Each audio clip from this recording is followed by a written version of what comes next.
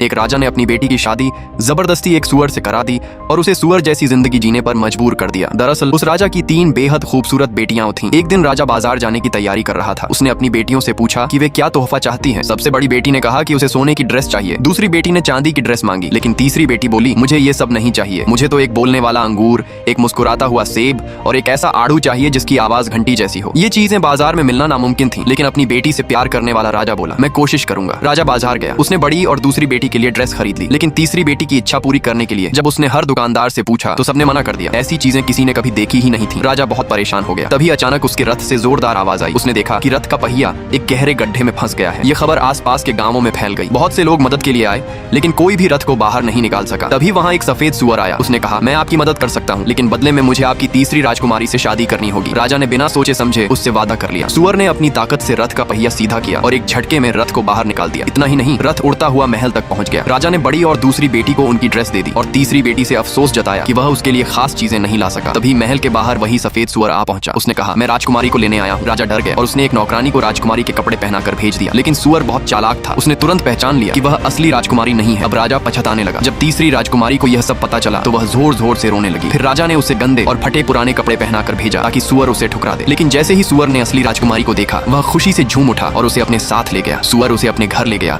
जो एक गंदा सा बाड़ा था। उसने राजकुमारी को घास फूस के ढेर पर बैठा दिया और कहा अब यही तुम्हारा घर है। राजकुमारी बहुत दुखी हो गई। उसने उसे खाने के लिए सूखी मक्के की रोटी दी। राजकुमारी ने जैसे तैसे खाया और रोते रोते सो गई। अगली सुबह जब उसकी आंख खुली तो वह हैरान रह गई। वह अब एक शानदार महल में रेशमी बिस्तर पर थी। नौकरानियां आईं और उसे सुंदर कपड़े पहनाकर सजा दिया। फिर उसे महल के डाइनिंग हॉल में ले जाया गया, जहां एक बहुत ही सुंदर और राजसी युवक उसका इंतजार कर रहा था। उसने कहा यह सब अब तुम्हारा है और अगर तुम चाहो तो मैं भी तुम्हारा हो सकता हूँ। राजकुमारी हैरान थी। तब वह उसे एक बगीचे में ले गया, जहाँ उसने उसे बोलने वाला अंगूर, मुस्कुराता हुआ सेब और घंटी जैसी आवाज वाला आड़ू दिखाया। तब उस युवक ने सच्चाई बताई। वह असल में एक राजा था जिसे एक जादूगरनी ने श्राप देकर सुअर बना दिया था। उसने कहा था कि अगर वह ये 3 जादुई फल पालेगा तो उसका श्राप टूट जाएगा। अब श्राप टूट चुका था। इसके बाद उस राजा ने राजकुमारी से धूमधाम से शादी की और दोनों खुशी खुशी रहने लगे। किसी को उसकी शक्ल से नहीं बल्कि दिल से पहचानना चाहिए।